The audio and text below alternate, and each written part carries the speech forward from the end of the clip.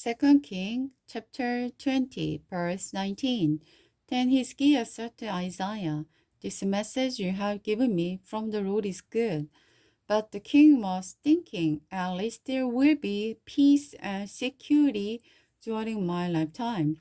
The rest of the event in Hezekiah's reign, including the extent of his power and how he built a pool and dug a tunnel to bring water into the city, are recorded in the book of the history of the kings of Judah.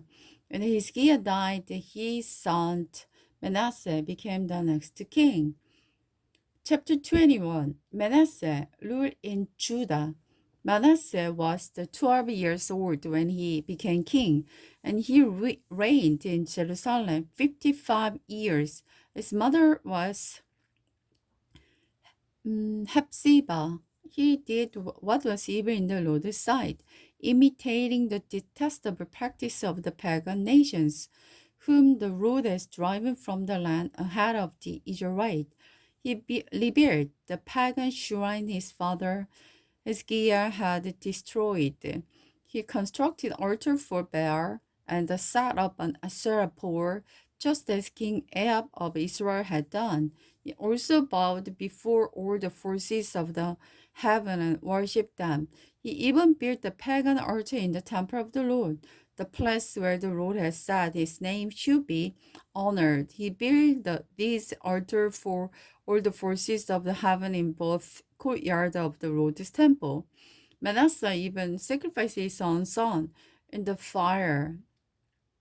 He practiced sorcery and divination, and he consulted with the medium and the psychic. He did much that was evil in the Lord's sight, arousing his anger. Manasseh even took on a Asherah pole he had made and set it up, the temple, the very place where the Lord has told David and his son Solomon, "My name will be honored here forever in this temple, and Jerusalem, the city I have chosen from among all the other tribes of the Israel. If the Israelite will obey my command, the whole law that was given through my servant Moses, I will send them into exile from his land that I gave this ancestor." But the people refused to listen, and Manasseh led them to do even more evil than the pagan nation whom the Lord has destroyed when the Israelites entered the land.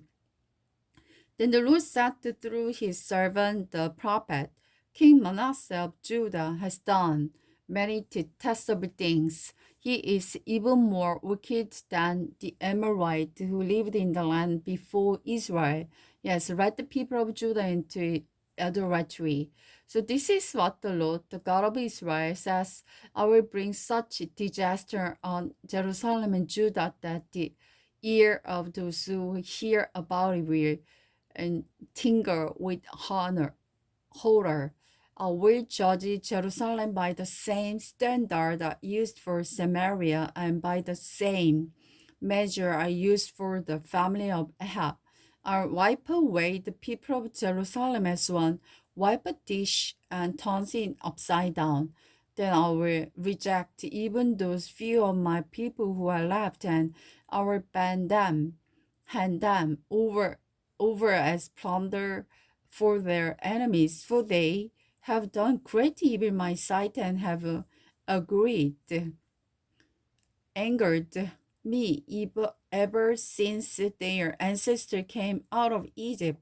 Manasseh also murders many innocent people until Jerusalem was filled from one end to the other with innocent blood. This was in addition to the sin that he caused the people of Judah to commit, leading them to do evil in the Lord's sight. The rest of the event Manasseh reigned and all his deeds, including this sin he committed, are recorded in the book of the history of the kings of Judah. When Manasseh died, he was buried in the palace garden, the garden of Uzzah. Then his son Ammon became the next king. Ammon ruled in Judah. Ammon was 22 years old when he became king, and he reigned in Jerusalem 2 years. His mother was Mululemel. the daughter of the Halul from the Joba. He did what was evil in the Lord's sight, just as his father Manasseh has done. He followed the example of his father, worshipping the same idol that his father has worshipped. He abandoned the Lord, the God of his ancestor, and he refused to follow the Lord's way. When Ammon, Swan's servant, plotted against him and assassinated him in his place. But the people of the land killed all those who had conspired against King Ammon, and he made his son Joshua the next king. The rest of the event in Ammon's reign and all his deeds are recorded in the book of the history of the kings of Judah. He was buried in his tomb in the garden of Uzzah. Then his son Joshua became the next king.